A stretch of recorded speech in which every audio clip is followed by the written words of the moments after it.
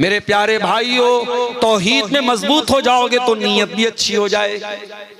Medina में एक आदमी का इंतकाल हो गया। इंतकाल के बाद जब उनको जनाजे के लिए उनको जब नहलाया जाने लगा, जब उनको मैयत को गुस्ल दिया जाने लगा, उनकी पीठ के ऊपर बड़े बड़े मोटे मोटे निशान पाए गए बोरे के। नहलाने वालों ने कहा ये तो बहुत बड़ी हस्ती थी, ये तो अल्लाह के नबी के अहले बैत में से थे, अल्लाह के रसूल के घर वालों में से थे, ये तो नबी के नवासे के बेटे थे। नवासे के बेटे को क्या बोलेंगे? हमारे यहाँ पर नवासा बोलते हैं। आप क्या क्या बोलते हैं? पर नवासा ही बोलते हैं। नबी के पर नवासे हैं, ये नवासे के बेटे हैं। अली इब्ने हुसैन उनका नाम था। उनको गुस्ल दिया जा रहा है और पीठ पर मोटे मोटे बोरे के निशान। नहलाने वालों ने लोगों से पूछा क्या मामला है, इनकी पीठ पर ये निशानात कैसे हैं? बात उड़ते उड़ते मदीना में फैल गई। मदीना के कुछ गरीब घरों तक ये बात पहुंची। उन गरीबों ने आकर के कहा अल्लाह की कसम हमें पता चल गया इनकी पीठ पर ये मोटे मोटे निशान क्यों हैं। कहा महीने की पहली तारीख आती थी, हर महीने की पहली तारीख को हमारे घर का महीने भर का राशन अल्लाह का कोई नेक बंदा बोरे में भर के अपनी पीठ पे लाद के महीने की पहली तारीख को हमारे घरों पे पहुंचा दिया करता था। रात के सन्नाटे में वो आता था, हमें पता भी नहीं चलता था वो अनाज लाने वाला कौन है, वो राशन लाने वाला कौन है। और ऐसा एक नहीं कई परिवारों के साथ ऐसा हो रहा था, कई फैमिली के साथ ऐसा हो रहा था। आज अली बिन हुसैन की पीठ पर पाए जाने वाले इन निशानों ने उनकी छुपी हुई नेकी को आम कर दिया। जिस नेकी को उन्होंने जिंदगी भर छुपा करके रखा, आज उनकी नेकी दुनिया के सामने आ गई और दुनिया को पता चल गया कि मदीना के उन गरीब परिवारों को खाना पहुंचाने वाला, राशन पहुंचाने वाला और अनाज पहुंचाने वाला कोई और नहीं, नबी के अहले बैत का एक फर्द था, अली बिन हुसैन। ये इखलास होता है मेरे प्यारे साथियों, तौहीद की बरकत से आपके अंदर इखलास आता है। अगर आप तौहीद में पक्के हो जाएंगे, अल्लाह ताला आपको सुकून की दौलत भी देगा।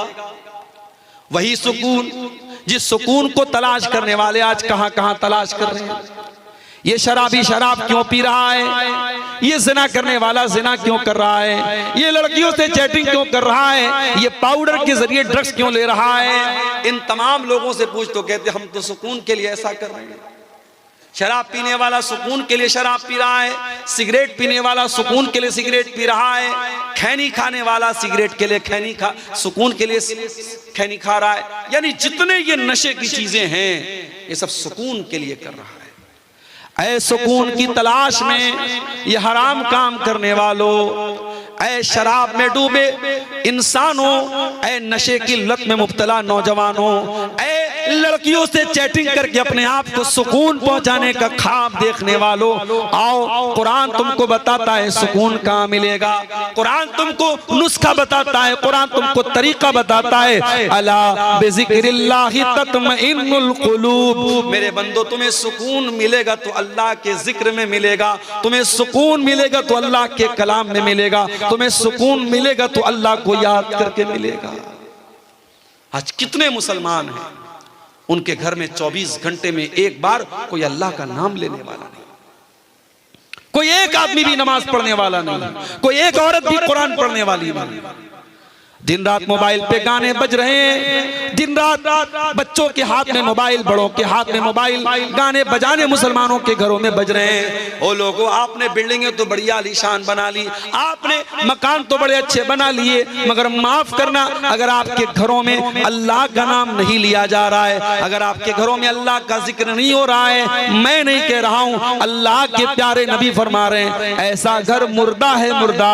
आपने फरमाया मसलुल बैतिल लज़ी युज़करुल्लाहु फ़ीही वल बैतिल लज़ी ला युज़करुल्लाहु फ़ीही मिस्लल हय्य वल मय्यित। जिस घर में अल्लाह का नाम लिया जाए वो घर जिंदा है, और जिस घर में अल्लाह का नाम ना लिया जाए वो घर मुर्दा है।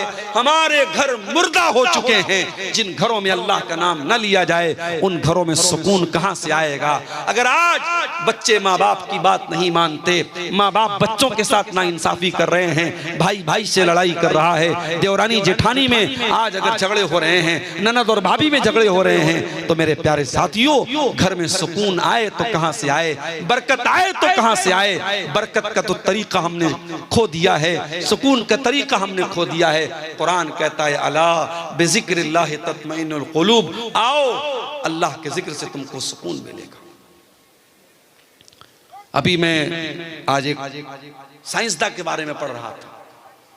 थाईलैंड की एक यूनिवर्सिटी चियांग माऊ एक यूनिवर्सिटी है, उसमें एक प्रोफेसर हैं जो एनाटॉमी के प्रोफेसर हैं, और उनका नाम क्या है? उनका नाम है तेजा तेलाक। वो थाईलैंड के हैं, थाई प्रोफेसर है, एनाटॉमी के वो प्रोफेसर है। और वो एनाटॉमी का मतलब होता है इंसान के बदन की जो पार्ट्स ऑफ बॉडी हैं, जो शरीर के जो अंग हैं, उस पर वो रिसर्च करते हैं, उसके बारे में वो तहकीक करते हैं। थाईलैंड की उस यूनिवर्सिटी के प्रोफेसर साहब ने जब तहकीक करना शुरू किया, रिसर्च करना शुरू किया, एक सवाल बार बार उनको डिस्टर्ब कर रहा था कि इंसान की बॉडी में जो दर्द होता है, उस दर्द को बदन का कौन सा हिस्सा रिसीव करता है। इंसान की बॉडी में वो जो दर्द होता है, जो पेन होता है, उस दर्द को बॉडी कैसे फील करती है, बॉडी कैसे महसूस करती है। सबसे पहले बॉडी का कौन सा ऐसा अंग है जो दर्द को फील करता है। डॉक्टर साहब परेशान थे, प्रोफेसर साहब परेशान थे। अचानक किसी ने एक दिन उनको कुरान दे दिया। कुरान पढ़ते हुए सूरह निसा की आयत उनकी आंखों से गुजरी। अल्लाह ने फरमाया कुल्लमा नज़िजत जुलूदुहुम बद्दलनाहुम जुलूदन गैरहा। जब जहन्नमी जहन्नम में डाले जाएंगे, उनके बदन की चमड़ी जल जाएगी, खराब हो जाएगी, हम नई चमड़ी चढ़ा देंगे, हम नई चमड़ी चढ़ा देंगे ले यज़ूक़ुल अज़ाब, ताकि बार बार वो अजाब का मजा चखें, उनको अजाब का दर्द फील हो, उनको अजाब का दर्द महसूस हो। प्रोफेसर साहब ने जब कुरान की आयत पढ़ी, उन्होंने कहा इसका मतलब ये हुआ कि शरीर में अगर कोई अंग है जो दर्द को सबसे पहले फील करता है, सबसे पहले रिसीव करता है, तो वो इंसान की स्किन है, इंसान की चमड़ी है, इंसान की त्वचा है। डॉक्टर साहब ने, वीडियो मौजूद है यूट्यूब पर, आप जाके देख लीजिए। सऊदी अरब में एक बहुत बड़ी कॉन्फ्रेंस हुई और उस कॉन्फ्रेंस में खड़े होकर के उन्होंने इस्लाम कबूल किया, ला इलाहा इल्लल्लाह मुहम्मद रसूलुल्लाह का कलमा पढ़ा, और उन्होंने कहा 1400 साल पहले अरब के एक उम्मी को ये बात किसने बताई जो मेरी पूरी जिंदगी की रिसर्च का निचोड़ है, पूरी जिंदगी मेहनत करने के बाद और तहकीक करने के बाद जो बात मैं बता रहा हूं, कुरान हकीम 1400 साल पहले वो बात कैसे बता रहा है। इसका मतलब ये कुरान अल्लाह का कलाम है। मेरे प्यारे साथियों, आज अगर आप तौहीद पर पक्के हो जाएं, आप अल्लाह का जिक्र और कुरान अगर आप पढ़ना शुरू करें, आप जब बड़े बड़े प्रोफेसर, बड़े बड़े पढ़े लिखे लोगों के दिल की दुनिया बदल गई, आपके दिल की दुनिया भी बदल जाएगी। मगर हमारा दिल का आलम यह है, हमारा दिल बड़ा कठोर हो चुका है मेरे साथी। ये दिल बड़ा सख्त हो चुका है, ये दिल बड़ा कठोर हो चुका है। कुरान कहता है लौ अंज़लना हाज़ल कुरान अला जबल, इस कुरान को हमने किसी पहाड़ के ऊपर भी उतारा होता तो पहाड़ भी अल्लाह के खौफ से रेजा रेजा हो जाता। लरअयतहु खाशियम मुतसद्दिअम मिन खशियतिल्लाह। इस कुरान के अंदर वो पावर है कि बड़े बड़े पहाड़ को भी चकनाचूर कर सकता है, लेकिन इंसान के दिल पर आज कुरान का कोई असर नहीं हो रहा है। क्यों? क्योंकि पहाड़ से ज्यादा कठोर हो चुका है इंसान का दिल। मेरे प्यारे साथियों, सुकून की दौलत भी इसी कुरान के जरिए मिलेगी, इसी अल्लाह के जिक्र के जरिए मिलेगी। और जो आदमी तौहीद के रास्ते पर चलता है, उसके दिल को अल्लाह ताला सुकून की दौलत से भी माला माल कर देता है। मूसा अलैहिस्सलाम को देखिए, बनी इस्राइल को लेके जा रहे हैं, फिरौन को पता चला, फिरौन ने पीछा किया, सामने दरियाए कुलजुम आ गया। मूसा अलैहिस्सलाम के साथियों ने क्या किया है, मूसा इन्ना लमुद्रकून, अब तो हम पकड़ लिए जाएंगे, अब हमें कौन बचाएगा। मूसा अलैहिस्सलाम ने बड़े इत्मीनान से जवाब दिया, कल्ला इन्न मइया रब्बी सयहदीन, ऐ मेरी कौम के लोगों, मेरा रब मेरे साथ है, मेरा अल्लाह मेरे साथ है, वो जरूर कोई ना कोई रास्ता निकालेगा। ये सुकून हजरत मूसा के दिल में कैसे पैदा हुआ? ये तौहीद की बदौलत पैदा हुआ। जब इंसान की तौहीद पक्की होगी, जब अल्लाह पर यकीन पक्का होगा, बड़े बड़े मुश्किल हालात में भी वही सुकून उसके दिल में मौजूद है। मूसा अलैहिस्सलाम ने कहा मेरा रब मेरे साथ है, वो जरूर कोई ना कोई रास्ता निकालेगा। फ़अौहैना इला मूसा अन इज़रिब बिअसाकल बहरा फनफलक फकान कुल्लु फ़िरक़िन कत्तौदिल अज़ीम। अल्लाह फरमाता है हमने मूसा से कहा ऐ मूसा तू पानी के ऊपर अपने आसा को, अपनी लाठी को मार दे, पानी फट जाएगा और दोनों तरफ पानी रुक जाएगा और बीच में रास्ता बन जाएगा। पानी के ऊपर कभी रास्ता बनते देखा है? मनिहारी का ब्रिज बन रहा है, कितने जमाने से काम चल रहा है, अभी लोग बता रहे 2026-27 में काम कंप्लीट होगा। पानी के अंदर ब्रिज बनाना आसान काम नहीं है, पानी के अंदर पिलर खड़ा करना आसान काम नहीं है। अल्लाह ताला की टेक्नोलॉजी देखो मेरे भाई, अल्लाह ने पानी को रोक दिया दोनों तरफ और बीच में रोड बन गई, रास्ता बन गया और मूसा अलैहिस्सलाम अपने साथियों के साथ बड़े आराम से पानी को क्रॉस कर गए। अल्लाह ताला की जो टेक्नोलॉजी होती है, अल्लाह की जो तदबीर होती है, इंसान वहां तक पहुंच भी नहीं सकता। वल्लाहु खैरुल माकिरीन। इंसानों की तदबीर अल्लाह की तदबीर के सामने कुछ नहीं है। जब अल्लाह अपनी प्लानिंग करेगा तो इंसानों की तदबीर, इंसानों की चालबाजी, इंसानों की मक्कारी धरी की धरी रह जाएगी। अल्लाह की तदबीर उनकी सारी मक्कारियों को खत्म कर देगी मेरे प्यारे साथी। तो तौहीद पे चलने वाला सुकून की दौलत से माला माल होता है। जो इंसान तौहीद पर चलता है वो अल्लाह के कैमरे से हमेशा डरता रहता है। दुनिया का कैमरा, आज आप किसी बड़े मार्केट में चले जाएं, कटिहार के किसी बड़े दुकान में, मॉल में चले जाएं, आप मालदा में चले जाएं, आसपास पूर्णिया चले जाएं, बड़ी बड़ी दुकानों पे कैमरे लगे हैं। क्यों लगे हैं भाई? कैमरे लगे हैं साहब, उनको कहते हैं सीसीटीवी कैमरा। वो सिक्योरिटी के लिए लगे हैं, सुरक्षा के लिए लगे हैं। कैमरा लगा है तो चोरी नहीं होगी, कैमरा लगा है तो कोई गलत काम नहीं होगा। जो इंसान तौहीद पर चलता है उसे अल्लाह ताला के कैमरे का डर सबसे ज्यादा होता है, क्योंकि इंसान का बनाया हुआ कैमरा तो फेल भी हो सकता है। इंसान के बने हुए कैमरे में जो चीजें रिकॉर्ड हो रही हैं उनका टाइम होता है, 1 महीना तक रिकॉर्ड होंगी, 6 महीने तक रिकॉर्ड होंगी, 1 साल तक रिकॉर्ड होंगी, उसके बाद वो फाइल डिलीट हो जाएगी, खत्म हो जाएगी। लेकिन अल्लाह ताला का जो कैमरा चल रहा है, फरमाया व इन्ना अलैकुम लहाफिज़ीन किरामन कातिबीन यालमून मा तफअलून। मेरे बंदो, हमने तुम्हारे आमाल को रिकॉर्ड करने के लिए फरिश्तों को लगा दिया है, वो तुम्हारी एक एक एक्टिविटी को रिकॉर्ड कर रहे हैं और जो कुछ तुम कर रहे हो मेरे फरिश्ते रिकॉर्ड कर रहे हैं। और फरिश्तों की जो ये रिकॉर्डिंग हो रही है ये डिलीट होने वाली नहीं है, ये बंद होने वाली नहीं है मेरे प्यारे साथी।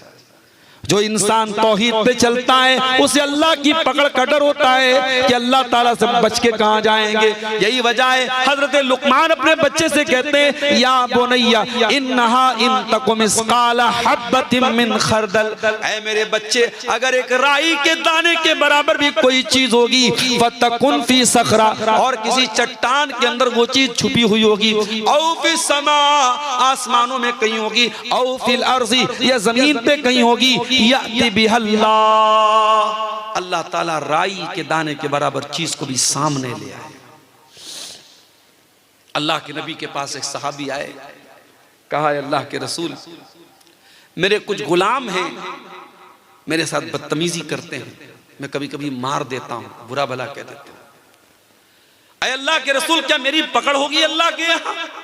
अपने गुलामों को अगर मार दिया, पीट दिया, बुरा भला कह दिया, क्या मेरी पकड़ होगी अल्लाह के यहाँ? अल्लाह के नबी ने कुरान की आयत पढ़ी, वनज़उल मवाज़ीनल क़िस्त लियौमिल क़ियामह, हम क़यामत के दिन इंसाफ का तराजू रखेंगे, फला तुज़लमु नफ्सुन शैया, और क़यामत के दिन अल्लाह के तराजू पर किसी के साथ कोई अन्याय नहीं होगा। व इन काना मिस्काला हब्बतिन मिन खरदलिन अतैना बिहा, और एक राई के दाने के बराबर भी अगर तुम्हारा कोई अमल होगा अल्लाह के तराजू पर सामने आ जाएगा। वह कफा बिना हासिबीन, मेरे बंदो जब हम हिसाब लेंगे तो पूरा पूरा लेंगे। अल्लाह के नबी ने कुरान की आयत पढ़ी और कहा कि ऐ मेरे सहाबी, आप अपने गुलामों को जो मारते हैं, पीटते हैं, जो बुरा भला कहते हैं, उसको कैलकुलेट किया जाएगा, उसको नापा जाएगा, उसको तौला जाएगा। अगर आपके गुलामों की जो बदतमीजी है, आपके गुलामों की जो नाफरमानी है, अगर वो ज्यादा निकली और आपकी सजा कम निकली तो आपको उनकी नेकी मिल जाएगी, आपके गुनाह कुछ कम हो जाएंगे। लेकिन अगर आपने अपने गुलामों को जो सजा दी है, जो मारा है, जो पीटा है, अगर आपकी सजा ज्यादा है और आपके गुलामों की गलती कम है तो फिर उनके गुनाह आपके ऊपर लादे जाएंगे और आपको अपनी नेकियों से हाथ धोना पड़ेगा। अल्लाह। सहाबी एक कोने में जाके रोने लगे, बड़ी देर तक रोते रहे, आंसू बहाते रहे और रोते हुए कहने लगे, अल्लाह के नबी, इन्नी उशहिदुका अला अन्नहुम अहरार। अल्लाह के नबी, इतना बड़ा खतरा मैं मोल नहीं ले सकता, अपने गुलामों को मैं मार रहा हूँ, पीट रहा हूँ, अगर इसके बदले कयामत के दिन मुझे उनके गुनाह मेरे ऊपर लाद दिए जाएं और मेरी नेकियों से मुझे हाथ धोना पड़े, मैं इतना बड़ा रिस्क नहीं ले सकता, मैं इतना बड़ा खतरा मोल नहीं ले सकता। अल्लाह के नबी, मैं आपको गवाह बना के कहता हूँ, मैं अपने सारे गुलामों को आजाद कर रहा हूं। अल्लाह अकबर। ये होती है तौहीद की बरकत। जब इंसान तौहीद पे चलता है उसके दिल में अल्लाह का डर होता है कि मुझे अल्लाह को हिसाब देना है। और जब तौहीद पर नहीं चलता है, जब अल्लाह का कोई डर नहीं होता है तो चोर बन जाता है, बेईमान बन जाता है, करप्ट बन जाता है, भ्रष्टाचारी बन जाता है। मेरे प्यारे साथियों, हजरत अब्दुल्लाह इब्न उमर को देखो, सफर में जा रहे हैं, प्यास लगी, भूख लगी, एक चरवाहा उनको मिला, देखा चरवाहे के साथ बकरियां बहुत सारी हैं, कहा कि है मेरे भाई किसी बकरी का दूध पिला दे, मैं कीमत दे देता हूं, पैसा दे देता हूं। चरवाहा बोला कि नहीं, ये बकरियां मेरी नहीं है, मेरे मालिक की है, मुझे सिर्फ बकरी चराने को बोला गया है, मैं किसी बकरी का दूध आपको नहीं पिला सकता। अब्दुल्लाह इब्न उमर को बड़ी हैरत हुई, ये चरवाहा आदमी है, गुलाम है, इसको इतनी अकल है, इतना शऊर है कि मैंने बकरी का दूध मांगा, ये नहीं दे रहा है, कह रहा है मेरे मालिक की बकरी है। उन्होंने आजमाने के लिए, उसका इम्तिहान लेने के लिए कहा, ऐ चरवाहे, एक काम कर दो, अपनी बकरियों में से एक बकरी मुझको दे दे, मैं तुझको उसकी कीमत दे देता हूं।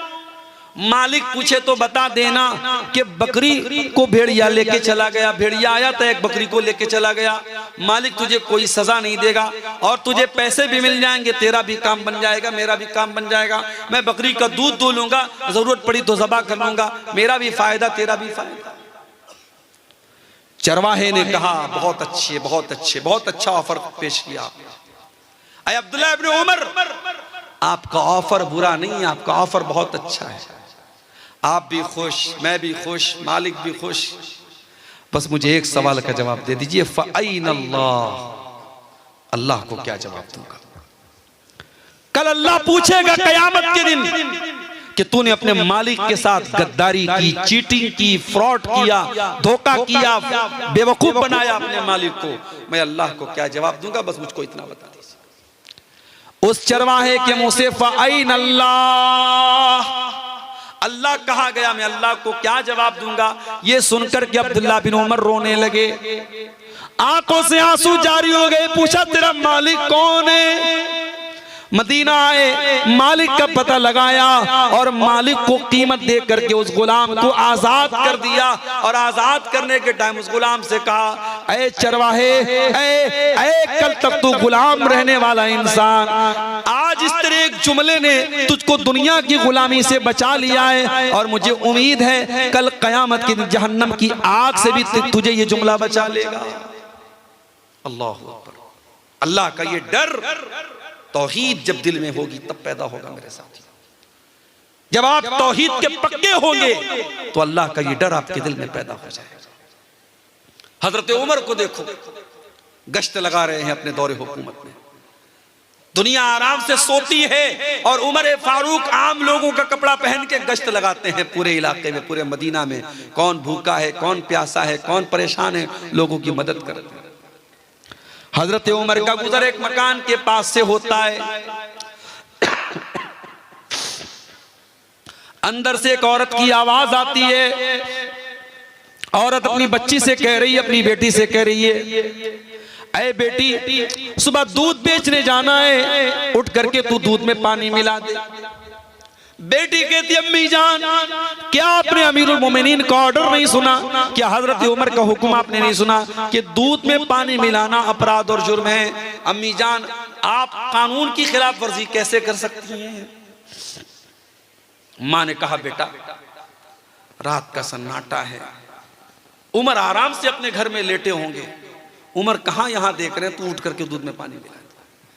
बेटी ने कहा अम्मी जान उमर ला यराना फरब्ब उमर यराना, अगर उमर हमको नहीं देख रहे कोई बात नहीं, उमर का रब तो हमको देख रहा है। अम्मी जान कल कयामत के दिन अल्लाह ताला पूछेगा, जब उमर का रब पूछेगा कि तूने दूध में पानी मिला करके फ्रॉड क्यों किया, धोखा क्यों किया, तूने लोगों को असली दूध के नाम पे मिलावटी दूध क्यों बेचा? अम्मी जान हम अल्लाह को क्या जवाब देंगे? क्या अल्लाह भी नहीं देख रहा है? हजरत उमर ने मकान का नंबर नोट किया, घर आए, सारे बच्चों को बुलाया। ऐ मेरे बच्चों, मैंने एक लड़की की आवाज सुनी है, मैं नहीं जानता वो कितनी खूबसूरत है, मैं नहीं जानता उसका खानदान कैसा है, मैं नहीं जानता उसकी बरादरी कैसी है, मैं इतना जानता हूँ वो लड़की दीनदार है, वो लड़की अल्लाह से डरने वाली है, वो लड़की बहुत मुत्तकी और परहेजगार है, और मैं उस लड़की को अपने घर की बहू बनाना चाहता हूँ। क्या तुम में से कोई उस लड़की से शादी करने को तैयार है? हजरत उमर के एक बेटे, उनका नाम आसिम था, उन्होंने कहा कि अब्बा जान मैं शादी करने को तैयार हूं। अल्लाह अकबर। यहां तो जब तक पूरा जुग्राफिया न तय कर लिया जाए, लड़की कितनी पढ़ी लिखी है, लड़की कितनी खूबसूरत है, लड़की कितनी स्मार्ट है, उसकी इंस्टाग्राम पर कितनी आईडी है, व्हाट्सएप पर कितने नंबर हैं, कौन सा मोबाइल वो चलाती है, जब तक सारा जुग्राफिया न पता कर लिया तब तक रिश्ता कहां तय होता है। और आज जो हमारे घरों में जो बिगाड़ है मेरे प्यारे साथी, उसकी एक बहुत बड़ी वजह ये बुनियाद हमारी खराब है। हमारी माएँ बहनें जब रिश्ता देखने जाती हैं वो खूबसूरती देखती हैं, वो माल देखती हैं, वो जहेज देखती हैं, दीनदारी कौन देखता है मेरे साथ?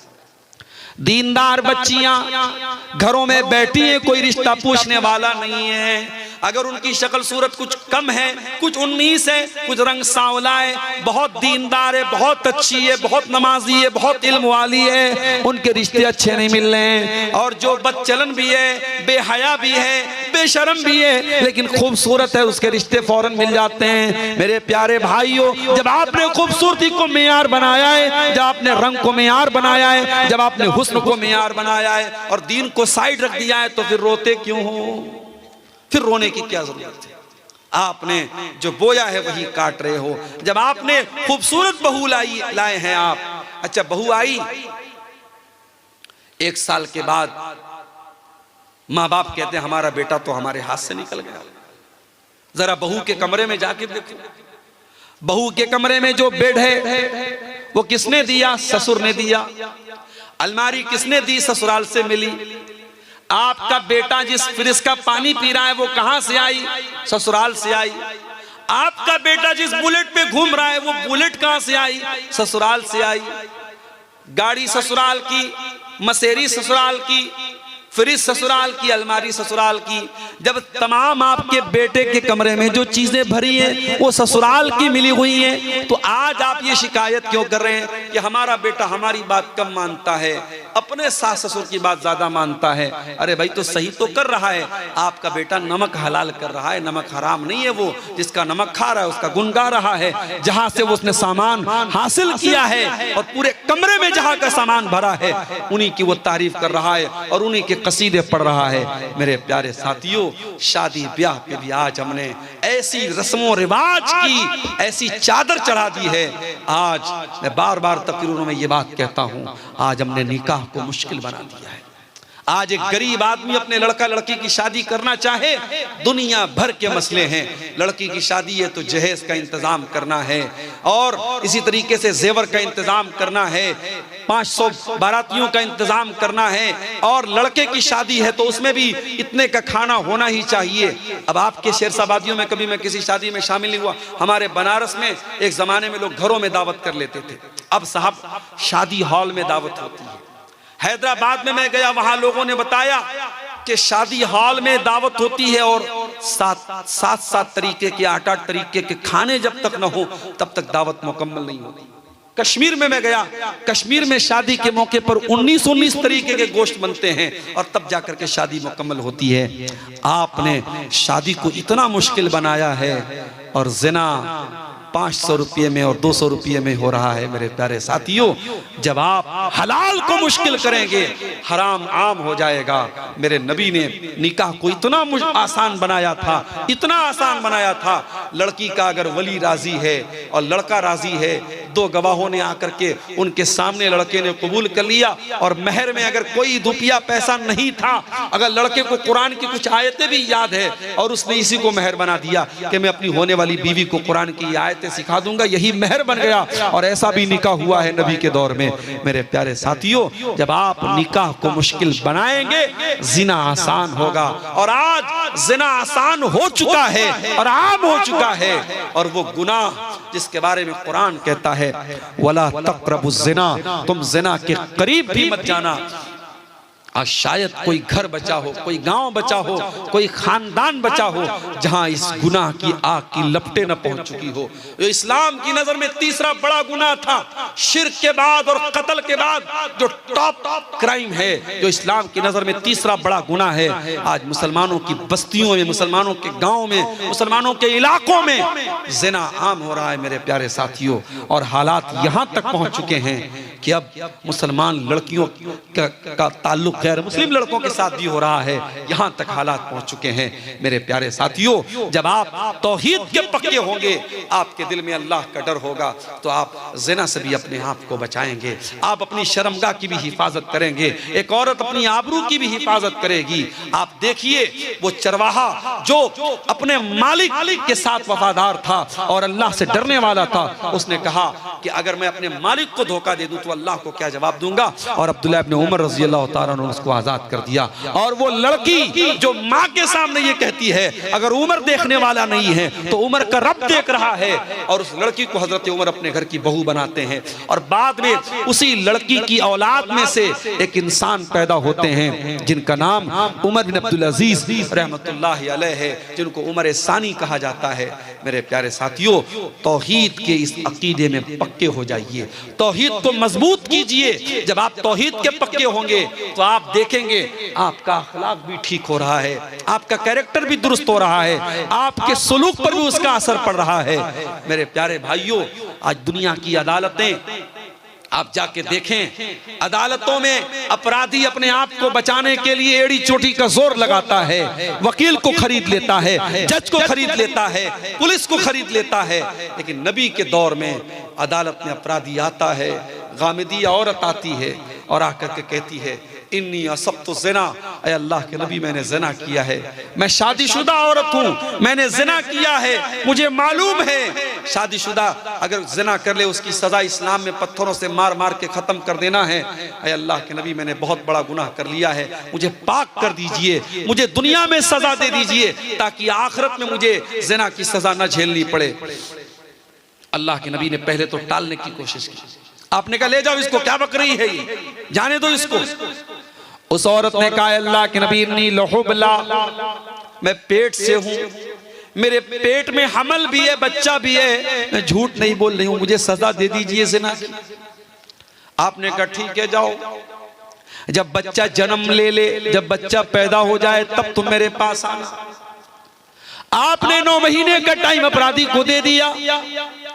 अपराधी भाग सकता है, बच सकता है। अल्लाह के नबी भी शायद भूल चुके होंगे, सहाबा भी शायद भूल चुके होंगे। 9 महीने के बाद बच्चा पैदा होता है, औरत उस बच्चे को गोद में लेकर के आती है। अय अल्लाह के नबी, शायद आप भूल गए मैं गामिदी हूं, मैं वही औरत हूं जो 9 महीने पहले आपके पास आई थी। अय अल्लाह के नबी, मुझको ज़िना की सजा दे दीजिए, मुझको पाक कर दीजिए। आपने फरमाया नहीं नहीं, अभी बच्चा बहुत छोटा है, माँ का दूध पी रहा है, जाओ जब ये बच्चा रोटी खाने लगे तब तुम मेरे पास आना। अल्लाह के प्यारे नबी ने 2 साल का टाइम अपराधी को और दे दिया, 2 साल का मौका और दे दिया कि जा तू भाग सकता है तो भाग जा, बच सकता है तो बच जा, अपने आप को बचा सकता है तो बचा ले। ओ लोगों, वो कौन सी ताकत थी, वो कौन सी कुव्वत थी। 2 साल के बाद जब बच्चा रोटी खाने लगता है, वो औरत अपने बच्चे को गोद में लेकर के आती है, बच्चे के हाथ में रोटी का टुकड़ा है, बच्चा रोटी खा रहा है। अय अल्लाह के नबी, मेरा बच्चा दूध छोड़ चुका है, मेरा बच्चा रोटी खाने लगा। अय अल्लाह के नबी, अब तो मुझे ज़िना की सजा दे दीजिए। आपने जमीन में गड्ढा खुदवाया, औरत का आधा धड़ जमीन में गाड़ा गया। जो इस्लाम में सजा है, शादीशुदा की सजा, ज़िना की, पत्थरों से मारा गया उस औरत को, रज्म किया गया। जब पत्थरों से मारा जाने लगा, उस औरत के खून के कुछ छींटे हजरत खालिद बिन वलीद के कपड़ों पर पड़ गए। हजरत खालिद बिन वलीद की जबान से कुछ नाजेबा कलमात निकल गए, कुछ नामुनासिब कलमात उस औरत के हक में निकल गए। उन्होंने कुछ ऐसी बातें बोल दी कि पता नहीं कैसी औरत का खून मेरे कपड़े पर पड़ गया। अल्लाह के नबी ने बड़े गुस्से में फरमाया, महलन या खालिद, ऐ खालिद खबरदार, ऐ खालिद अपनी जबान को लगाम दो। ऐ खालिद, ये कोई मामूली औरत नहीं है, लक़द ताबत तौबतन, इसने अल्लाह की बारगाह में सच्ची तौबा की है। लौ ताबहा साहिब मुक्सिन लगुफिर लहू, अगर कोई डाकू भी ऐसी तौबा करता तो अल्लाह उसको भी माफ कर देता। ये है तौहीद की बरकत। जब आप तौहीद के रास्ते पर आते हैं तो आपका दिल ऐसा हो जाता है कि आप अल्लाह की बारगाह में आकर के अपने गुनाहों का इकरार कर लेते हैं मेरे साथी। इसलिए मेरे प्यारे भाइयों, जो गुनाहों के बोझ से बोझल बना हुआ है, जो गुनाहों की जंजीरों में जकड़ा हुआ है, आओ ये रात का सन्नाटा है, ये रात का सुहाना वक्त है, जाओ वजू करके अपने कमरे में, अपने मस्जिद में, या जहां भी मुनासिब हो, जा करके अल्लाह के सामने सजदे में सर झुका दो और अल्लाह के सामने अपने गुनाहों का रोना रो लो, अल्लाह के सामने अपनी गलतियों का इकरार कर लो। यकीन जानो, जब अल्लाह के सामने तुम सर झुका दोगे मेरे प्यारे साथियों, फिर आपको कहीं और सर झुकाना नहीं पड़ेगा। शायर कहता है, वो एक सजदा जिसे तू गिरा समझता है, 1000 सजदों से देता है आदमी को नजात। आज हमारे देश में इस तौहीद के खिलाफ भी बातें हो रही हैं, इस्लाम के खिलाफ भी बातें हो रही हैं, और ऐसा मैसेज दिया जा रहा है, ऐसा नैरेटिव गढ़ा जा रहा है कि इस्लाम का मानने वाला सबसे घृणा करता है, सबसे नफरत करता है। माफ कीजिएगा, तौहीद नफरत नहीं सिखाती है, तौहीद इंसानियत सिखाती है। इस्लाम की नजर में कोई पैदाइशी एतबार से ऊंचा नीचा नहीं है। दूसरे मजहब वालों के यहां किसी के बारे में यह अकीदा है कि वो साहब वो उनके भगवान के सर से पैदा हुआ है, कोई पेट से पैदा हुआ है, कोई पैर से पैदा हुआ है, कोई निचली जाति का है, कोई ऊंची जाति का है। ये उनका अकीदा है, उनकी बिलीफ है, उनकी आस्था है, मैं उस पर कोई कमेंट नहीं करता। मगर इस्लाम क्या कहता है? या अय्युहन्नास इन्ना खलकनाकुम मिन ज़करिन व उन्सा व जअलनाकुम शुऊबन व क़बाइल लितारफू इन्न अक्रमकुम इंदल्लाहि अत्क़ाकुम।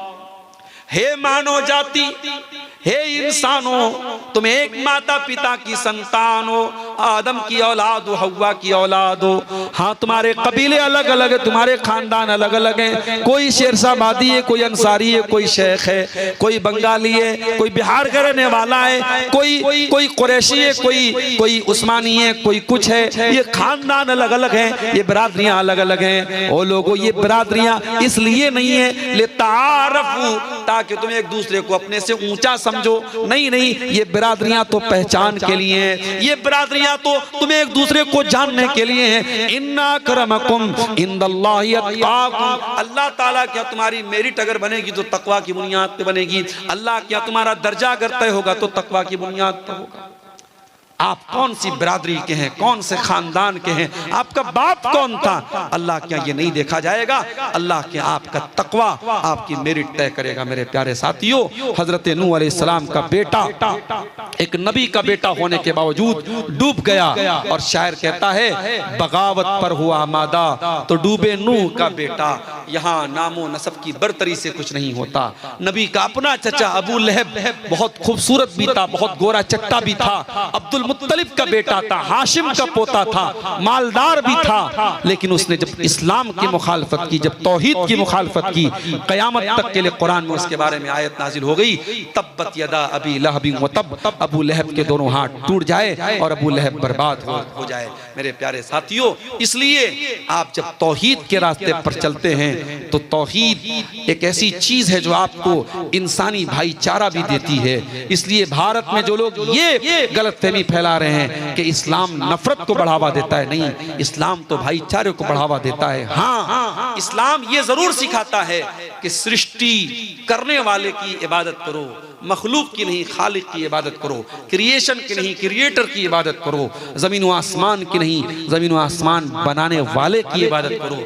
दुनिया की और सारी मजहबी जो ताकतें हैं वो ये कहती हैं सब कुछ खुदा है, और इस्लाम ये कहता है सब कुछ खुदा का है, सब कुछ अल्लाह का है, सब कुछ अल्लाह की तरफ से है। और जब मरने वाला मरता है मुसलमानों के यहाँ तो हम एक जुमला पढ़ते हैं, इन्ना लिल्लाहि व इन्ना इलैहि राजिऊन, कि हम सब अल्लाह की प्रॉपर्टी हैं और हमें मर के अल्लाह ही की तरफ पलट के जाना है। मेरे प्यारे साथियों, तौहीद के कुछ समरात और तौहीद के ये कुछ फवायद मैंने आपके सामने बयान किए हैं। मैं उम्मीद करता हूँ कि आप इस जो मैसेज दिया गया है इस तकरीर में, तौहीद का जो दर्स आपके सामने रखा गया है, उसको आप अपने ज़हनों में उतारेंगे। हम अल्लाह से दुआ करते हैं रब्बुल आलमीन हमें कलमे तौहीद के तकाज़ों को समझने की तौफीक अता फरमा। रब्बुल आलमीन हमें मरते दम तक तौहीद पे चलने वाला बना दे। इलाल आलमीन हमें शिर्क व बिदअत से हमारी हिफाजत फरमा। ऐ अल्लाह, जिस इदारे के लिए आज का ये प्रोग्राम मुनक़िद हुआ है, इस अच्छा कब्रिस्तान के लिए, अल्लाह ताला इस कब्रिस्तान की तामीर या उसकी जो ज़मीन के लिए जो ताउन जिन लोगों ने किया है, अल्लाह उस ताउन को कबूल फरमाए। और जिन लोगों ने इसमें हिस्सा नहीं लिया है उनसे भी बड़े अदब से गुजारिश करूँगा, जाते जाते, चूँकि कब्रिस्तान की ज़मीन भी आप अभी कल गाज़ीपुर में मेरा एक प्रोग्राम था, वहाँ लोगों के पास अपना कब्रिस्तान नहीं था तो लोग अपने घरों में ही अपने मुर्दों को दफन कर देते थे, और वहाँ पे बाकायदा कहीं कहीं कब्र के ऊपर मकान बना हुआ है। तो ये कब्र की भी बेहुरमती है और इंसानी लाश की भी बेहुरमती है। इसलिए मुसलमानों की बस्ती में कब्रिस्तान होना चाहिए, और कब्रिस्तान के लिए अगर ये प्रोग्राम हो रहा है तो बहुत अच्छा कदम है, और हमें और आपको ज़रूर इसमें अपना ताउन करना चाहिए। अल्लाह ताला हमारी नेकियों को कबूल फरमाए जब तक हम दुनिया में जिंदा रहें। है जिन पर तेरी दुत्कार है, जिन पर न उनकी राह पर ले चल, भटक कर रह गए हैं जो, मुलम्मा की तरह चमके चमक कर रह गए हैं जो। सदर मोहतरम, उलमाए किराम, मोहतरम बुजुर्गों, नौजवान साथियों, माँओं और बहनों, प्यारे बच्चों,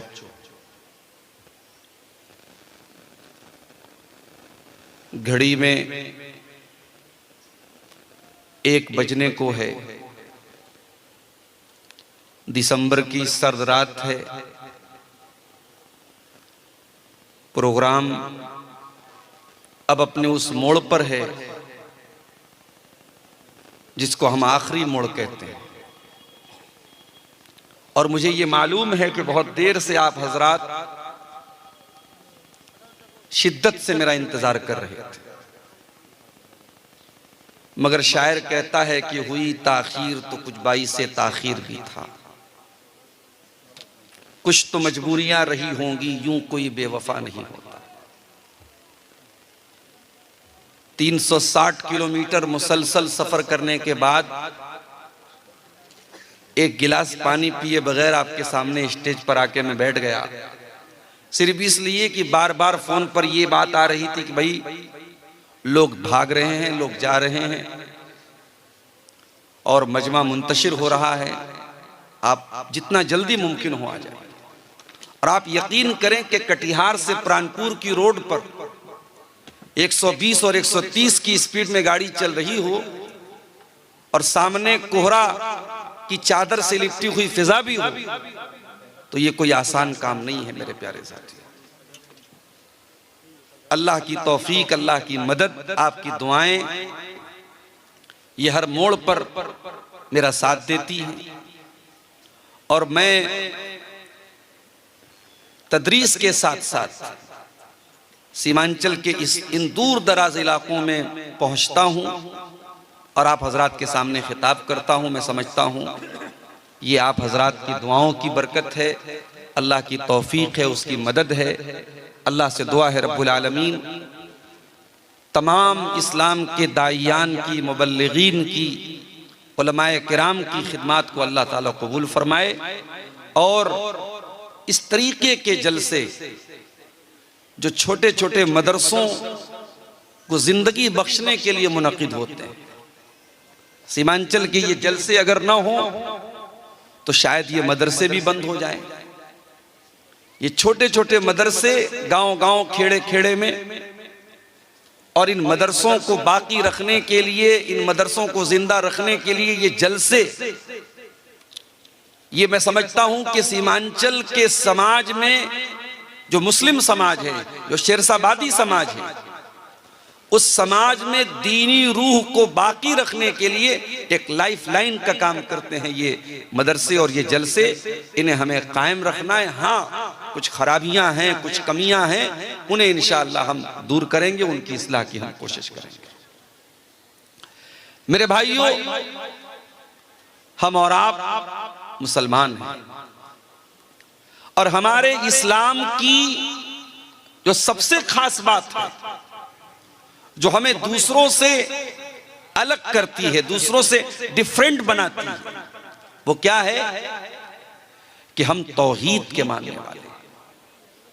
हमारा कलमा है ला इलाहा इल्लल्लाह, अल्लाह के सिवा कोई भी उपासना के, इबादत के, मदद मांगने के, पुकारने के लायक नहीं है। अल्लाह के सिवा हम किसी और की इबादत नहीं करते। ये जो तौहीद है, इसे आप कोई मामूली चीज मत समझिए मेरे भाई। ये आपकी शक्ति है, आपकी ताकत है, आपकी स्ट्रेंथ है। अल्लाह के करोड़ों बंदों में अल्लाह ने आपको चुना है अपनी तौहीद के लिए। आप पत्थर की इबादत नहीं करते, आप जानवर की इबादत नहीं करते, आप नदियों को अपना माबूद नहीं मानते, आप पहाड़ों को अपना रब नहीं मानते, आप आसमान को अपना रब नहीं मानते, आप जमीन को अपनी माता नहीं बोलते। आप सिर्फ और सिर्फ अल्लाह की इबादत करते हैं। और ये जो तौहीद है, इसको हमेशा अपने दिल में बिठा करके रखना है, इसे कभी भूलना नहीं है। और इसीलिए 5 टाइम की नमाज में हर रकात में हम इस बात को रिपीट करते हैं, इय्याका नअबुदु व इय्याका नस्तईन। ऐ अल्लाह, हम तेरी ही इबादत करते हैं और तुझ ही से मदद मांगते हैं। इतना बड़ा कमिटमेंट, इतना बड़ा वादा हम 5 टाइम की नमाज में, अगर सुन्नतों को साइड कर दो, अगर वितर की नमाज को साइड कर दो, सिर्फ फर्ज नमाजों की बात करो, तो फजर से लेकर के ईशा तक 17 बार हम ये कमिटमेंट करते हैं, इय्याका नअबुदु, ऐ अल्लाह हमारा माबूद तू है, हमारा मुश्किल कुशा तू है, हमारा सहारा तू है, हमारी बिगड़ी बनाने वाला तू है, हमारे हालात को बदलने वाला तू है, हम बीमार हो जाएं तो शिफा देने वाला तू है, हम दुखों में पड़ जाएं हमारे दुखों को दूर करने वाला तू है। इय्याका नअबुदु व इय्याका नस्तईन, ऐ अल्लाह हम तेरी ही इबादत करते हैं और तुझ ही से मदद मांगते हैं। इस अकीदे को अल्लाह के नबी ने बच्चे बच्चे को सिखाया था।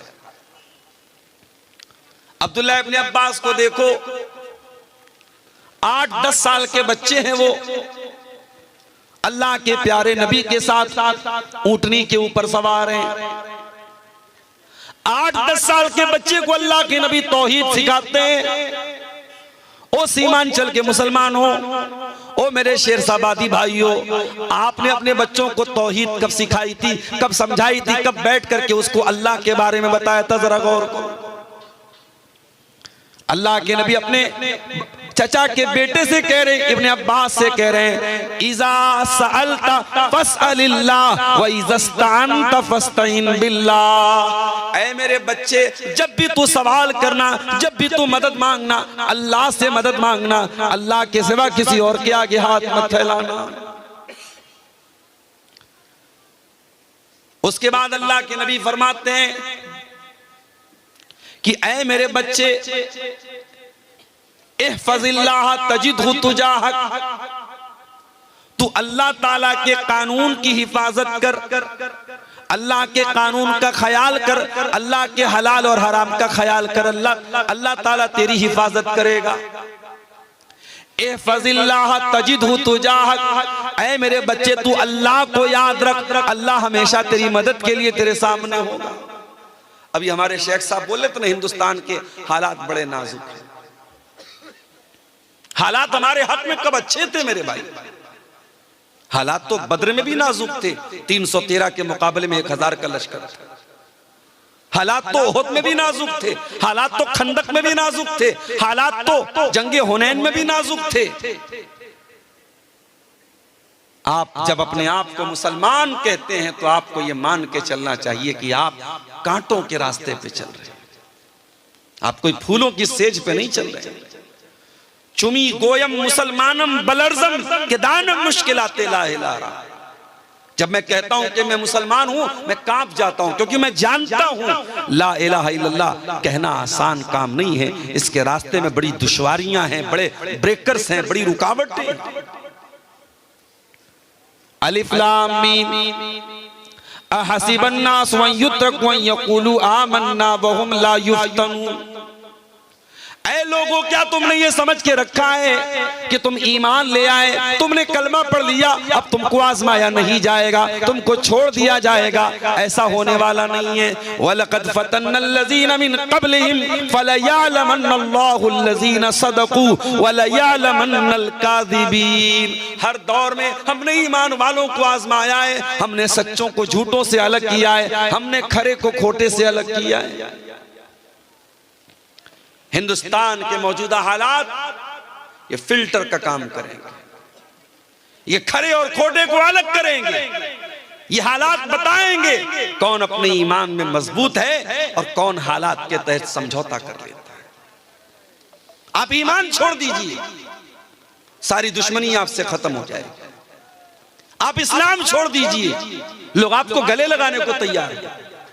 आपकी मुसलमान लड़कियों को फंसाने के लिए, उनको इस्लाम से दूर करने के लिए बाकायदा पैकेज दिए जा रहे हैं कि भाई इतनी मुसलमान लड़कियों को फंसाओ, हम इतना पैसा देंगे, सरकारी नौकरी देंगे, ये देंगे वो देंगे, पैकेज दिए जा रहे हैं। तो ये काम आसान नहीं है मेरे प्यारे साथी। याद रखो मेरे प्यारे साथियों, इतने नाजुक हालात में भी अल्लाह के नबी की नसीहत याद रखना। इहफज़िल्लाह तजिदहु तुजाहक, अल्लाह को याद रख, अल्लाह तेरे सामने मौजूद होगा, अल्लाह तेरी मदद के लिए मौजूद होगा। जितने भी नाजुक हालात आ जाएं, क्या अल्लाह के नबी के ऊपर गारे सौर में जो हालात आए थे, क्या वो नाजुक हालात नहीं थे? आप अपने यारे गार के साथ, हजरत अबू बकर सिद्दीक के साथ गारे सौर में ठहरे हुए हैं और दुश्मन बिल्कुल करीब पहुंच चुका है, इतना करीब पहुंच चुका है। हजरत अबू बकर सिद्दीक कहते हैं, अल्लाह के नबी, लौ नज़रा अहदुहुम तहत क़दमैहिल अबसरना, अगर उन्होंने जरा सा नीचे देख लिया, हम पकड़ लिए जाएंगे, हम गिरफ्तार हो जाएंगे। ऐ अल्लाह के नबी, हमें कौन बचाएगा? आपने बड़े इत्मीनान से जवाब दिया, ऐ अबू बकर ला तहज़न इन्नल्लाह माना। ऐ अबू बकर डरो नहीं, ऐ अबू बकर घबराओ नहीं, अल्लाह हमारे साथ है, अल्लाह हमारे साथ है। हम अल्लाह के दीन के लिए निकले, अल्लाह के काम के लिए निकले, अल्लाह जरूर हमारी मदद करेगा। आपकी जिंदगी में नमाज नहीं है, आपकी जिंदगी में अल्लाह का डर नहीं है, आप 24 घंटे में 1 घंटा अल्लाह को दे, अल्लाह के दीन को देने के लिए तैयार नहीं है। आप जलसे में भी आते हैं, मटर गश्ती में ज्यादा वक्त गुजारते हैं, पिंडाल के नीचे बैठकर कुरान और सुन्नत की बातें सुनना आपके लिए मुश्किल है। आपके मोबाइल पर गाने भरे पड़े हैं, आप ईयरफोन लगा के म्यूजिक सुन रहे हैं। जब आप अल्लाह से दूर हैं, जब आपकी जिंदगी अल्लाह से दूर है, मेरे प्यारे भाइयों, फिर अल्लाह की मदद कहां से आएगी? नबी ने उसूल बता दिया, इहफज़िल्लाह तजिदहु तुजाहक, अल्लाह को याद रख, अल्लाह तेरे सामने। ये बात अल्लाह के नबी 8 साल के बच्चे को सिखा रहे हैं।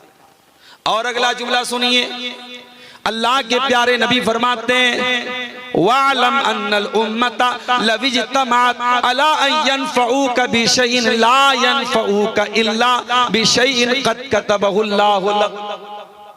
ऐ मेरे बच्चे, सारी दुनिया मिलकर के अगर तुझे कोई फायदा पहुंचाना चाहे, तेरा कोई फायदा नहीं पहुंचा सकती सिवाय उसके जो तेरे मुकद्दर में लिखा है। हमारी मस्जिदें बन गई, हमारी ईदगाह बन गई, हमने कागज क्यों नहीं ठीक किया?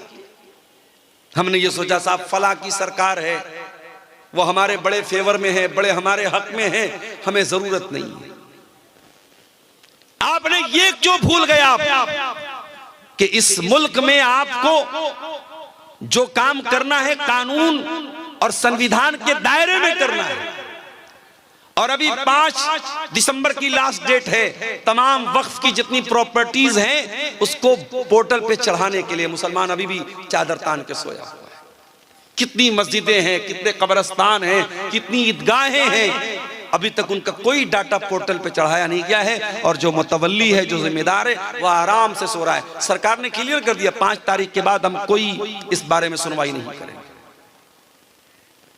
तो भाइयों, आप बीमार होते हैं तो या अल्लाह शिफा दे दे, या अल्लाह शिफा दे दे, या अल्लाह शिफा दे दे, ये वजीफा पढ़ने से आप ठीक नहीं होते। आप डॉक्टर के पास जाते हैं, दवा लेते हैं, इलाज कराते हैं, उसके बाद आप अल्लाह से कहते हैं अल्लाह तू शिफा दे।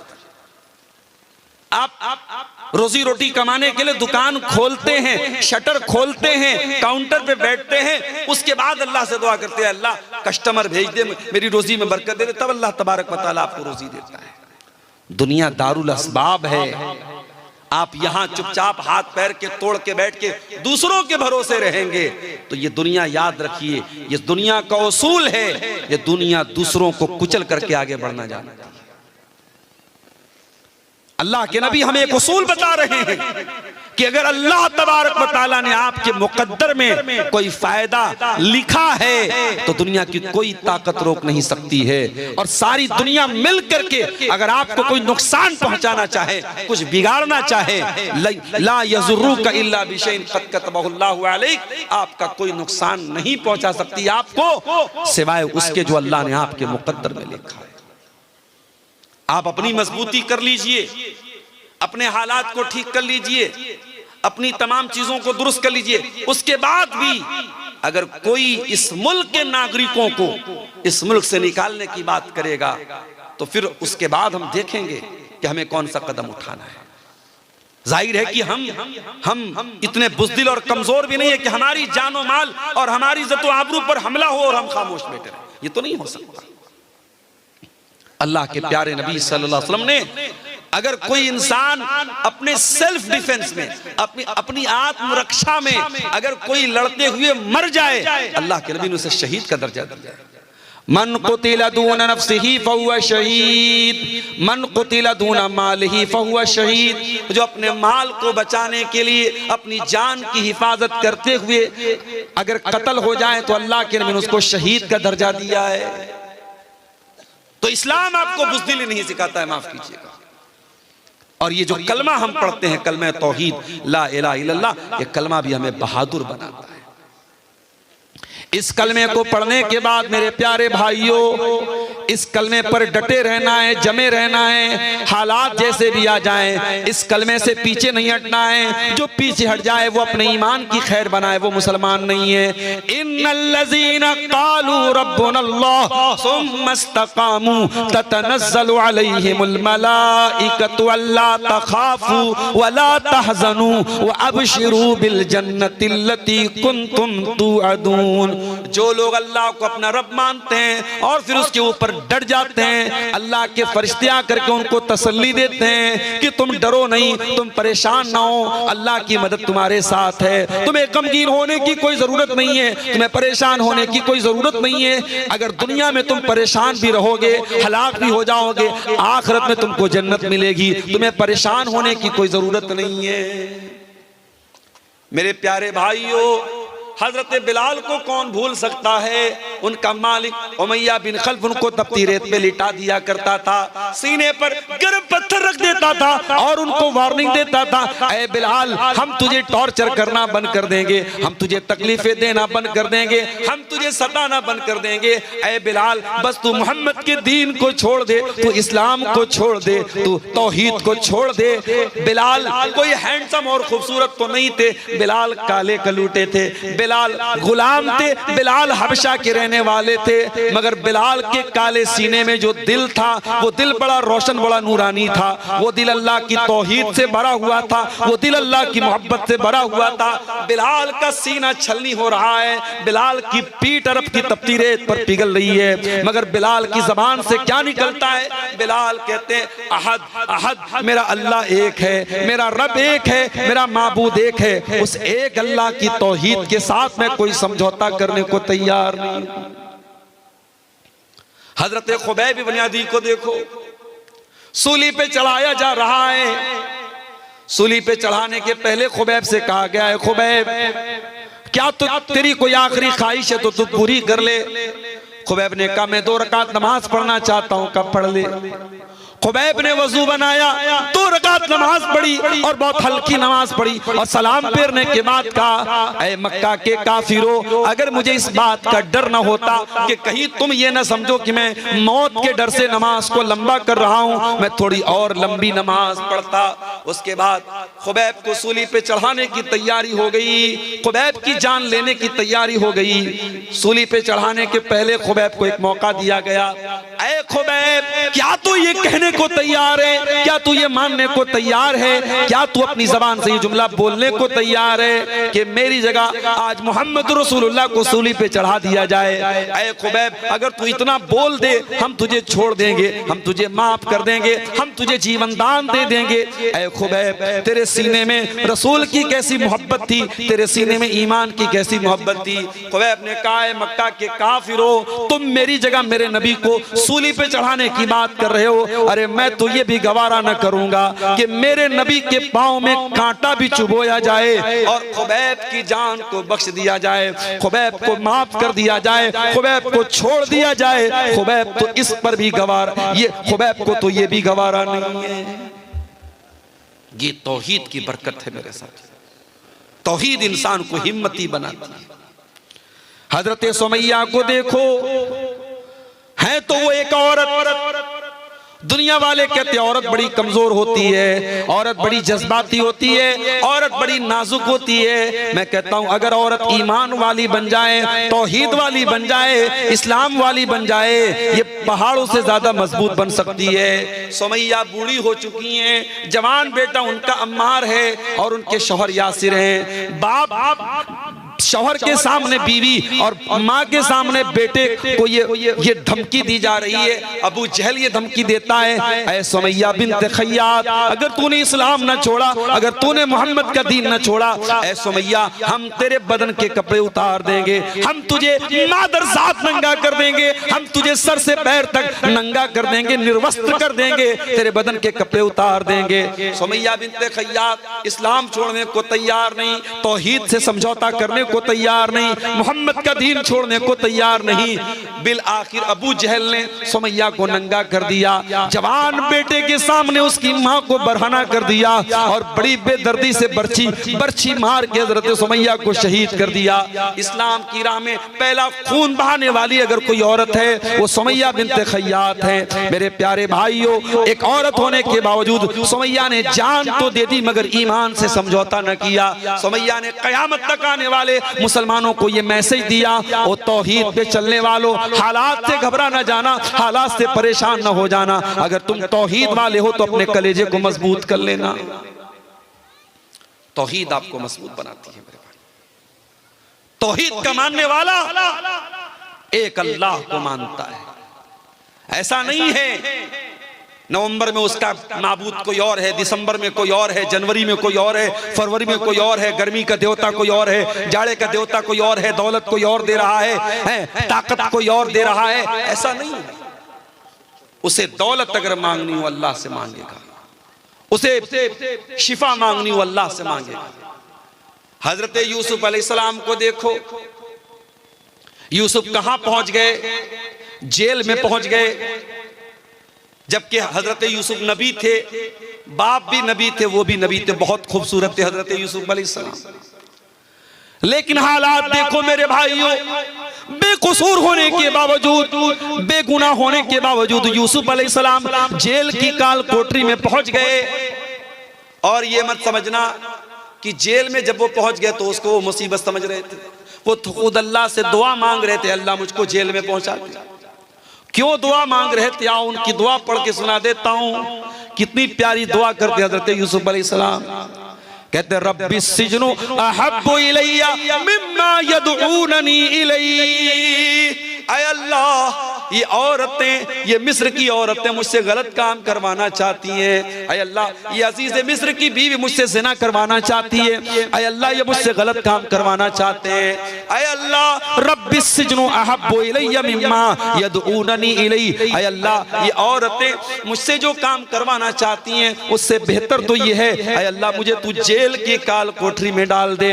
व इल्ला तसरिफ अन्नी कैदहुन्ना अस्बु इलैहिन्ना व अकुम मिनल जाहिलीन। और ऐ अल्लाह, अगर तूने इनकी चाल को नाकाम नहीं किया, अगर तूने इन औरतों की चाल को नहीं फेरा, ऐ अल्लाह मैं झुक जाऊंगा इनकी तरफ, मैं माइल हो जाऊंगा इनकी तरफ और मैं भी जाहिलों में से हो जाऊंगा। क्योंकि औरत की चाल से बचना बड़ा मुश्किल काम है, औरत के फरेब से बचना बहुत मुश्किल काम है। अगर यूसुफ अलैहिस्सलाम जैसे पैगंबर को इस बात का डर है कि औरत के फंदे में वो न फंस जाएं, तो आज के कमजोर ईमान वाले नौजवानों, आप अपने दामन को भी बहुत बचा के रखिए। जमाना बहुत नाजुक है, औरत का फितना बड़ी तेजी से समाज में फैल रहा है। मैं माफ कीजिए अगर हमारी माएं बहनें सुन रही हैं, मैं जब औरत का लफ्ज बोल रहा हूं तो कोई ये ना समझे कि मैं तमाम औरतों को जिम्मेदार करार दे रहा हूं इन हालात का, नहीं। लेकिन ये अल्लाह के नबी की हदीस भी है कि दुनिया का सबसे बड़ा फितना, इस उम्मत के मर्दों के लिए सबसे बड़ा फितना औरत का फितना है। और ये औरत कब फितना बनती है? जब इस्लाम से दूर होती है, जब दीन से दूर होती है, जब बेहया होती है, जब बच्चलन होती है, जब ये खूबसूरत कपड़े पहनकर मेकअप करके सज के संवर के अपने हुस्न की नुमाइश करती है, तभी औरत फितना बनती है। और यही औरत अगर इस्लाम के दायरे में रहे तो दुनिया की सबसे बड़ी नेमत बन जाती है। अल्लाह के नबी ने फरमाया दुनिया का सबसे बड़ा खजाना तीन चीजें हैं, तीन चीजों को खजाना बना लो, तीन चीजों को स्टोर कर लो, तीन चीजों को अपने घर में बचा के रख लो। कल्बन शाकिरा व लिसानन जाकिरा व ज़ौजतन मुमिनतन तुईनुहु अला अम्रिल आखिरा। अपने सीने में ऐसा दिल पैदा कर लो जो अल्लाह का शुक्र अदा करने वाला हो, अपने मुंह में ऐसी जबान पैदा कर लो जो अल्लाह का जिक्र करने वाली हो, और ऐसी औरत अपने घर में लेके आ जाओ जो दीनदार हो और दीन में तुम्हारी मदद करे, दीन के कामों में तुम्हारी मदद करे। मेरे प्यारे साथियों, हजरत यूसुफ अलैहिस्सलाम उस औरत के फितने से बचने की दुआ करते और कहते हैं अल्लाह मुझे तू जेल में पहुंचा। अल्लाह ने यूसुफ अलैहिस्सलाम की दुआ कबूल कर ली। यूसुफ बेगुनाह थे फिर भी जेल में पहुंच गए, और जेल में पहुंचने के बाद यूसुफ अलैहिस्सलाम आराम से नहीं बैठ गए। हम और आप होते तो जेल में पहुंच करके आंसू बहाते, हम कहां चले आए।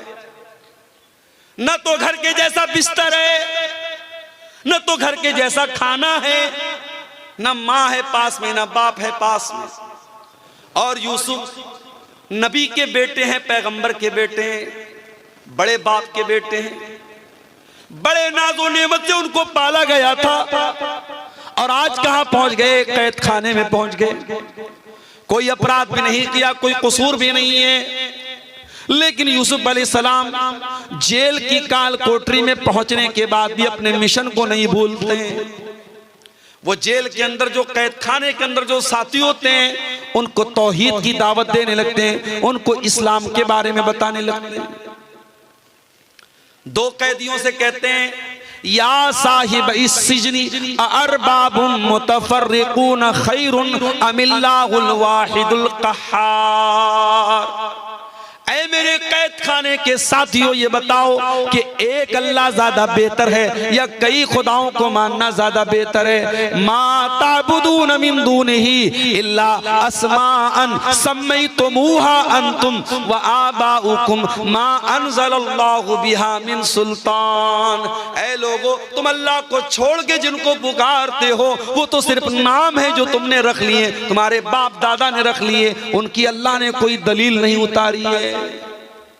भाई नाम रख लिया आपने, किसी का नाम रख लिया आपने गौसे आजम, सबसे बड़ा मदद करने वाले, किसी का नाम रख लिया गरीब नवाज, गरीबों को देने वाला, किसी का नाम रख लिया दस्तगीर, हाथ पकड़ने वाला, किसी का नाम रख लिया दाता देने वाला, किसी का नाम आपने रख लिया मुश्किल कुशा। आपने नाम रख लिए हैं, अल्लाह को छोड़ करके इनकी कोई हकीकत नहीं है, अल्लाह के सिवा कोई देने वाला नहीं है मेरे प्यारे। तो तौहीद आपके ज़हन को सुकून देती है मेरे प्यारे साथी। तौहीद पर चलने वाला एक रास्ते पर चलता है। प्राणपुर से कटिहार जाने वाला रास्ता अगर हमको पकड़ना है और हम पीछे मनिहारी का रास्ता पकड़ लें, कहीं और निकल जाएं, हम मंजिल से भटक जाएंगे। अगर आप तौहीद पर चल रहे हैं तो तौहीद आपको सिरात मुस्तकीम के रास्ते पे लेके जाएगी, जन्नत के रास्ते पे लेके जाएगी। और यही वजह है तौहीद पर चलने वाला वो इधर उधर भटकता नहीं, कभी यहां कभी वहां नहीं रहता है, वो एक प्लेटफॉर्म पे रहता है। इहदिनस सिरातल मुस्तकीम। वो पांचों टाइम अल्लाह से यही दुआ करता है, अल्लाह हमको सिरात मुस्तकीम पे कायम रख, हमको इसी सीधे रास्ते पे चलने की तौफीक दे।